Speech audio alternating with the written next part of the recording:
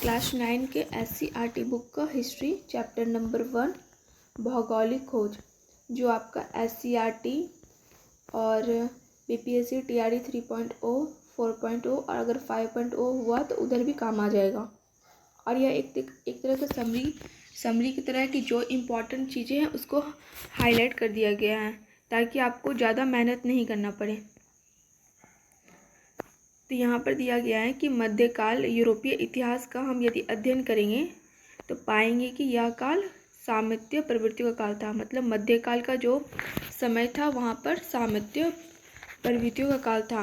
अब व्यापार और वाणिज्य गतिशील था और ना ही धर्म। मतलब वहाँ पर जो मध्यकाल में क्या था कि वहाँ पर ना व्यापार गतिशील था, ना ही धर्म का जो स्वरूप था वह उदार एवं मानवीय था। अब पृथ्वी के बारे में अगर ज्ञान मतलब हर किसी को नहीं था, और यह ज्ञान बहुत ही अगर होगा भी तो बहुत अल्प था। उसको उन लोगों को लगता था कि अगर थोड़ा सा और आगे जाया जाए तो मध्य की पृथ्वी चपटी है और एवं समुद्र में अधिकतम दूरी पर है, और किनारे जाने पर उनको लगता था यह गिरकर अंततः में विलीन हो जाने का भय बना रहता था।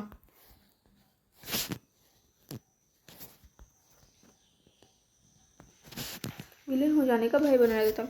और अत्यधिक और जो लोग यात्रा करते थे तो वो यात्रा इतनी सरल नहीं थी, बहुत ही ज़्यादा कष्टपूर्ण एवं साध्य थी, और जहाज छोटे और असुरक्षित थे। और पहले जब सामंती व्यवस्था के जो जहाज थे वो छोटे और कैसे थे तो जहाज छोटे और असुरक्षित थे। जहाज छोटे थे और असुरक्षित थे, और सुरक्षा के लिए वो हवा पर निर्भरता करते थे। कंपास या कुतुबनुमा जैसे दिशा सूचक यंत्र ज्ञान अभी नहीं हुआ था।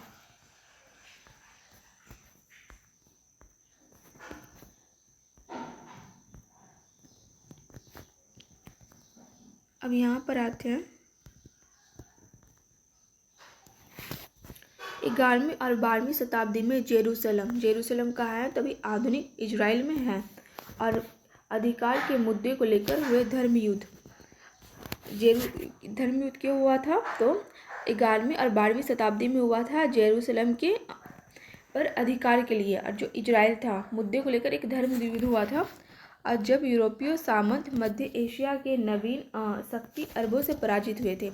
किससे पराजित हुए थे? एशिया सामंत नवीन शक्ति अरबों से पराजित हुए। तो धार्मिक किसके बीच हुआ था? तो अरबों से हुआ था, और एशिया के यूरोपीय सामंत से हुआ था। कहाँ पर? तो इजराइल में हुआ था। और धर्म युद्ध के दौरान यूरोपियों को यह महसूस होने लगा था कि दुनिया के हर पहलू पर समझा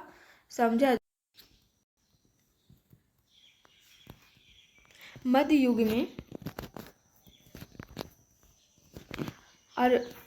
युग में अरबों के पश्चात तुर्कों ने, यहाँ पर क्या था? मध्य युग में अरबों के बाद तुर्कों ने विशाल अंतर्राष्ट्रीय साम्राज्यों का निर्माण किया था। पहले ने मतलब मध्यकाल में पहले अरबों ने विशाल साम्राज्य का स्थापित किया था, और उसके बाद किसने स्थापित किया? तो तुर्कों ने किया था। अब 15वीं शताब्दी तक 5 दशक के पूर्व यूरोप और एशिया के मध्य कुस्तुनिया के मार्ग से होता था। मतलब 15वीं शताब्दी के 5 दशक के बाद भी व्यापार कहाँ से होता था? तो कुस्तुनिया के मार्ग से होता था, जो यूरोप और एशिया के मध्य था। कुस्तुनिया कहाँ पर स्थित था? तो यूरोप और एशिया के मध्य में स्थित था, और वहाँ से यह व्यापार होता था। 1453 में कुस्तुनिया पर तुर्की आधिपत्य से यूरोपीय व्यापारियों के लिए व्यापार करना निरापद नहीं रहा। अब क्या हो गया कि 1453 ईस्वी में कुस्तुनिया से जो अन्य यूरोपीय व्यापारी थे, अब वो लोग व्यापार नहीं कर पा रहे थे। क्यों नहीं कर पा रहे थे? तो इस मार्ग में व्यापार के बदले भारी कर वसूल करना शुरू कर दिया था। जब मध्य युग में अरबों के पश्चात जो थे वो अंतर्राष्ट्रीय राज्य के निर्माण किया, और 15वीं शताब्दी के 5 दशक पूर्व तक यूरोप और एशिया के मध्य व्यापार किससे होता था? तो कुस्तुनिया से होता था। पर अब वो लोग कुस्तुनिया से व्यापार नहीं कर रहे थे, क्योंकि वहाँ पर जो कुस्तुनिया का जो मार्ग था वहाँ पर बहुत ज़्यादा तुर्कों ने क्या किया कि वहाँ से बहुत ज़्यादा व्यापार के लिए भारी कर वसूलना शुरू कर दिया था। और यहाँ पे क्या था कि यूरोप वासियों ने, क्वेश्चन आएगा कि यूरोप वासियों ने कंपास का ज्ञान कहाँ से सीखा, तो ज्ञान कहाँ से हुआ उनको कंपास के बारे में, तो उनको कंपास का ज्ञान हुआ था अरबों से। यूरोपीय वासियों ने अरबों से ही कपास का बारे में जानकारी प्राप्त हुई थी। और इटली, स्पेन एवं पुर्तगाली समुद्र तटीय इलाके में नाव निर्माण कला में परंपरागत पद्धति की जगह खांचा पद्धति। अब पहले क्या था कि पहले के जो जहाज बनते थे वो बहुत ज़्यादा भारी थे, उसकी इसीलिए इटली, स्पेन एवं पुर्तगाल लोग क्या किए कि परंपरागत पद्धति, मतलब जो पहले से जो पद्धतियाँ चली आ रही है, जिसको नाव बनाने का जो कला था उस कला की जगह अब ये लोग क्या कर रहे थे, खांचा पद्धति का यूज़ कर रहे थे, ताकि वो जो जहाज़ था मजबूत जहाज़ बनाया जाए, बड़ा और मजबूत जहाज़ बनाया जाए। एक और अच्छा क्या हुआ कि यहाँ पर अब दूरबीन का आविष्कार भी हो चुका था। तो यूरोपीय वासियों ने कहाँ से कंपास का ज्ञान सीखा, तो अरबों से सीखा। अब पुर्तगाल और स्पेन के इलाके में नाव निर्माण की कला क्या थी, तो अब पहले वाली परंपरागत पद्धति की जगह अब खांचा पद्धति विकसित होने लगा था। और खांचा पद्धति की ये खासियत थी कि अब जो जहाज बन रहे थे वो बहुत बड़े बन रहे थे और थोड़े हल्के हो रहे थे। एस्ट्रोलोवा क्या था, एस्ट्रोलोवा एक अक्षांश जानने का उपकरण था और पुर्तगालियों के एक नई किस्म के हल्के और तेज चलने वाले जहाज क्या थे, केरावल बनाए गए। एस्ट्रोलोबो एक अक्षांश जानने का उपकरण था। एक इस तरह क्वेश्चन आएगा कि हाँ एस्ट्रोलोबो क्या था, तो अक्षांश जानने का एक उपकरण था। एनसीईआरटी में वन लाइनर क्वेश्चन देते हैं, तो यहाँ पर मतलब इस बुक से ये हेल्प हो जाएगा। और अधिकतर क्वेश्चन 90% क्वेश्चन आपका एससीईआरटी और प्लस एनसीईआरटी से ही आते हैं। एस्ट्रोलोबो अक्षांश जानने का एक उपकरण है। और केरावल क्या था, केरावल एक हल्के और तेज चलने वाले जहाज थे।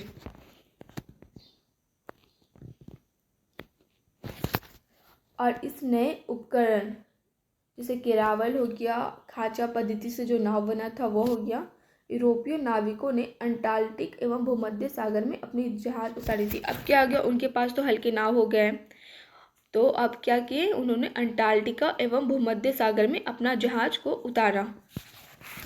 अब यहाँ देखते हैं कि हम लोग का जो अफ्रीका के 1488 ईस्वी में व्यापारी पुर्तगाली व्यापारी कौन था, तो बार्थोलोम्यू डियाजा क्या था, तो वह एक पुर्तगाली व्यापारी था। और वो कैसे पहुंचा था, तो अफ्रीका का जो पश्चिमी तट है होते हुए दक्षिण अफ्रीका का दक्षिणतम बिंदु। ऐसे भी क्वेश्चन आ सकता है कि दक्षिण अफ्रीका का दक्षिणतम बिंदु को हम लोग क्या बोलते हैं, तो इसको हम लोग बोलते हैं उत्तर मासा अंतरिप, कैप ऑफ गुड होप पहुंच गया। तो यहाँ पर कैप ऑफ गुड होप की खोज किसने की थी, तो बार्थोलोम्यू डियाजा ने कैप ऑफ गुड की खोज की थी। कैसे, अफ्रीका के पश्चिमी तट होते हुए। और अब देखिए भारत का खोज, अब इसके बाद अमेरिका का खोज 1492 में ईस्वी में क्रिस्टोफर कोलंबस, किसने अमेरिका की खोज की थी, तो क्रिस्टोफर कोलंबस था जिसने 1492 ईस्वी में अमेरिका को खोज किया था। अमेरिका की खोज की गई। और 1400 उसके बाद अब होगा भारत का खोज 1498 में। आप लोग जानते हैं कि पुर्तगाली यात्री वास्को ड गामा वो भी कैसे आया था भारत में, तो कैप ऑफ गुड होते हुए भी वो भी भारत में आया था। भारत के मालाबार तट कहाँ पहुंचा था, तो भारत का जो मालाबार का तट था केरल का जो कालीकट था वहाँ पहुंचा था। और वहाँ पर उसका स्वागत कौन किया था, तो जमोरिन किया था। जमोरिन यहाँ पर एक समुदाय को ही बोला जाता था, किसी एक व्यक्ति का नाम जमोरिन नहीं था। उसके बाद फिर इस यात्रा में उसका मदद कौन किया था, तो इस यात्रा में एक व्यापारी था अब्दुल मजीद, उसकी भेंट मतलब उसका जो मुलाकात हुई थी वास्को डी गामा से वह हुआ था दक्षिण अफ्रीका में हुआ था। और इसी के सहयोग से जो अब्दुल मजीद था उसी के सहयोग से भारत आने का सीधा मार्ग उसको मिला था। अब जो यहाँ पर वास्को डी गामा आया तो यहाँ का जो जमोरिन शासक था उसको बहुत सारा मसाला दिया था। तो वही मसाला लेकर जब वो यूरोप गया तो वहाँ पर उसको कितना मुनाफा हुआ था, तो 26 गुना मुनाफा पर यूरोपीय बाज़ारों में बेचा। कितना, तो 26 गुना मुनाफा। दुनिया की खोज यूरोपियों की एक नई उपलब्धि थी। अब क्या क्या यूरोपियों की जो एक नई उपलब्धि क्या थी, तो उसने क्या किया, अमेरिका अर्थात नई दुनिया। नई दुनिया किसको कहा गया यहाँ पर, तो अमेरिका को नया दुनिया को कहा गया। और अमेरिका की खोज किसने किया था, तो 1492 में कोलंबस द्वारा किया गया था। कोलंबस ने अमेरिका के कोलंबस क्या समझा था, अमेरिका को भी भारतीय उपमहाद्वीप का हिस्सा समझा था। वो समझा था कि अमेरिका भी भारत का एक हिस्सा है या पार्ट है। लेकिन उसके बाद आया रेड इंडियन, और जो यहाँ के निवासियों के रेड इंडियन कहाँ के निवासियों को बोला जाता है, तो रेड इंडियन बोला जाता है। अमेरिका के निवासियों को रेड इंडियन बोला जाता है। अब बाद में स्पेन का एक नाविक था, उसको बोलते थे अमेरिगो वेस्पुंजी। नाम क्या था स्पेन में कि नाविक का, अमेरिगो वेस्पुंजी। और इसने नई दुनिया के विस्तार से ढूंढा। क्रिस्टोफर कोलंबस क्या किया था कि बस वो अमेरिका का खोज कर लिया था और इसको लगा कि यह अमेरिका जो है वो भारत का एक हिस्सा है। लेकिन अमेरिगो वेस्पुंजी ने उसको अच्छे से मतलब विस्तार पूर्वक खोजा था और इसे एक महाद्वीपीय बताया। अमेरिका को जो क्या बताया, तो अमेरिका को एक महाद्वीपीय बताया था। अब अमेरिकी वेस्पुंजी के नाम पर ही अमेरिका का नाम पड़ गया। और उसके बाद 1519 में मैगलन क्या था, तो एक यात्री था, तो वो जहाज से चक्कर मतलब पूरी दुनिया का चक्कर लगा लिया मैगलन की। तो क्वेश्चन आएगा कि किसने जहाज से पूरी दुनिया का चक्कर लगाया था, तो मैगलन था जो पूरी दुनिया का चक्कर जहाज से लगाया था। और आगे देखिए कौन कौन क्या क्या चीज़ का खोज करते हैं। कैप्टन कुक ने ऑस्ट्रेलिया की खोज की थी। किसने ऑस्ट्रेलिया की खोज की, तो कैप्टन कुक ने ऑस्ट्रेलिया की खोज की थी। और उसके साथ क्या किया था, ये न्यूजीलैंड के द्वीपों का भी पता लगाया था। तो कैप्टन कुक ऐसा व्यक्ति था जिसने ऑस्ट्रेलिया की खोज की थी, उसके बाद फिर न्यूजीलैंड के द्वीपों का भी पता लगाया था। सर जॉन और सेबेस्टियन कैबॉट किसका खोज किया था, तो न्यू फाउंडलैंड के द्वीपों का भी पता लगाया था। अब जो था सर जॉन और सेबेस्टियन कैबॉट ने न्यू फाउंडलैंड के द्वीपों का पता लगाया था। भौगोलिक खोजों को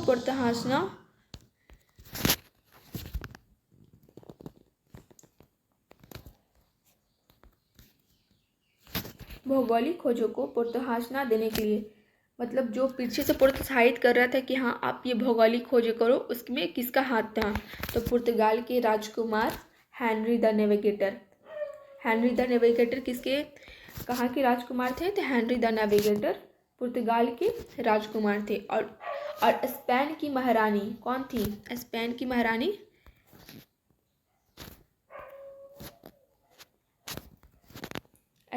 महारानी इसाबेला। मतलब जो भौगोलिक खोज हो रहे थे उसको प्रोत्साहित कौन कर रहा था, तो एक पुर्तगाल के राजकुमार हेनरी द नेविगेटर, और स्पेन की महारानी कौन थी, इसाबेला प्रमुख थी।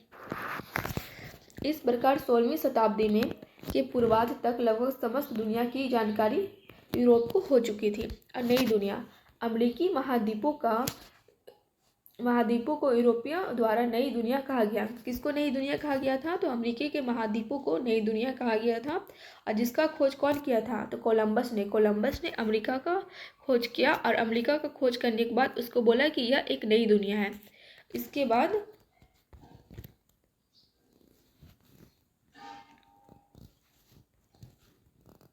अमेरिकी वेस्पुंजी वो क्या किया था कि पूरी तरह से जानकारी दिया था कि नहीं यह अमेरिका है। बाकी कोलंबस को तो लग रहा था कि ये भारत का ही हिस्सा है अमेरिका। यहाँ तक कि कोलंबस जब वो मर रहा था, उसका आखिरी समय था, तो उसको ये भी नहीं पता था कि वो खोज किसका किया था, अमेरिका। उसको तब भी लग रहा था कि अमेरिका ही भारत का एक हिस्सा है।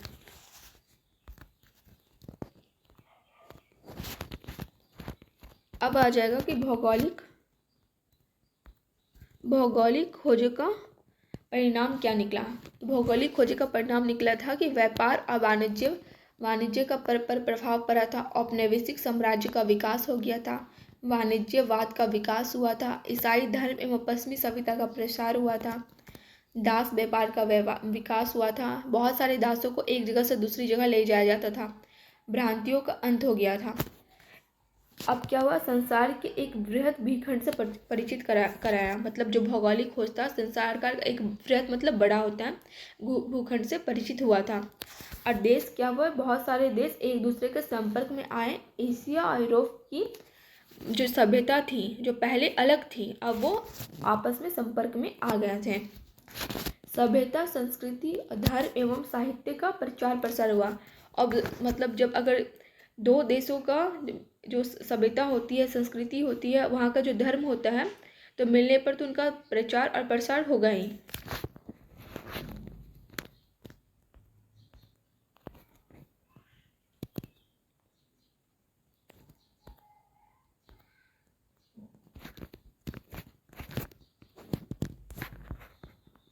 अब नए देशों की खोज पूर्व मुख्य रूप से भूमध्य सागर और बाल्टी सागर तक ही सीमित थे।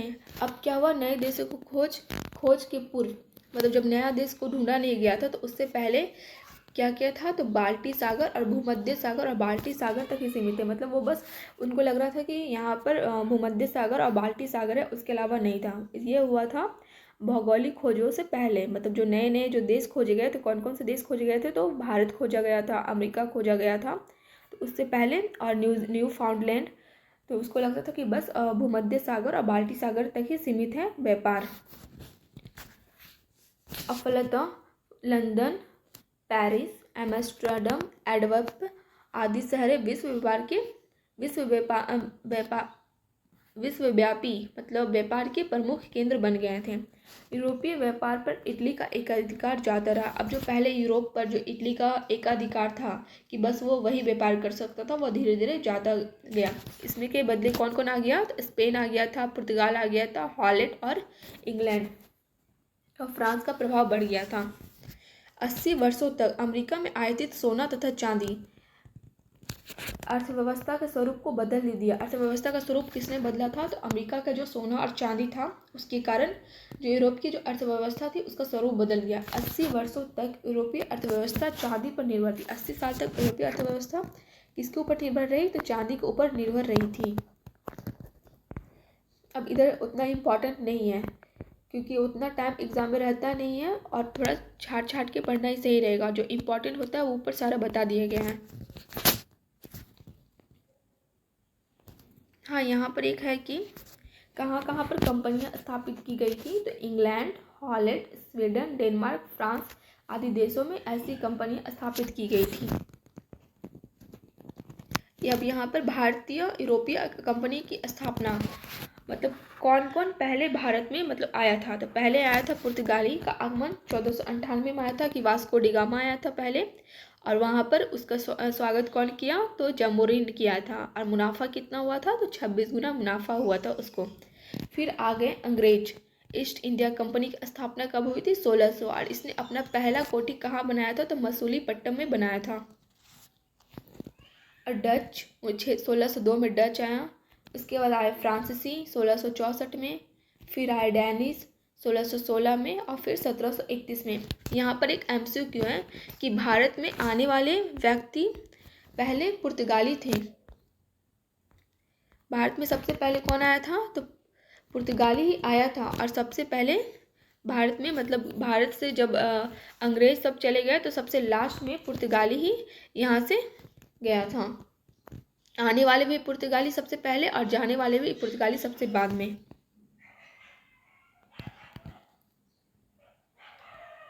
अब वाणिज्यवाद का विकास हो गया था, तो वैश्विक स्तर पर फलस्वरूप आधुनिक पूंजीवाद का जन्म हुआ।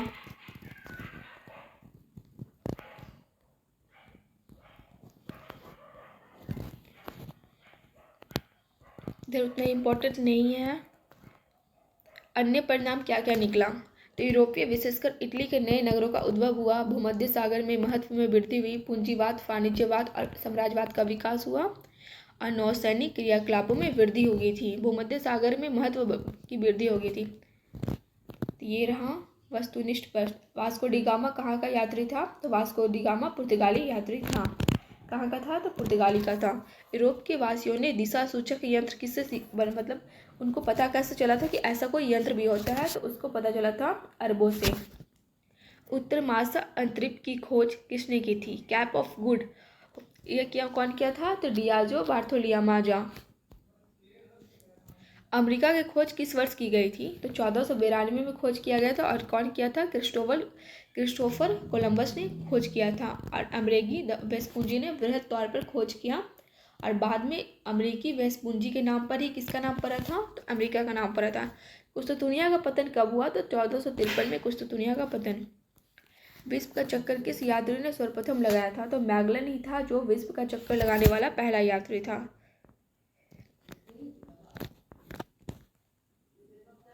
एक इम्पॉर्टेंट पॉइंट यहाँ छूट गया था कि पुर्तगाली यात्री मार्को पोलो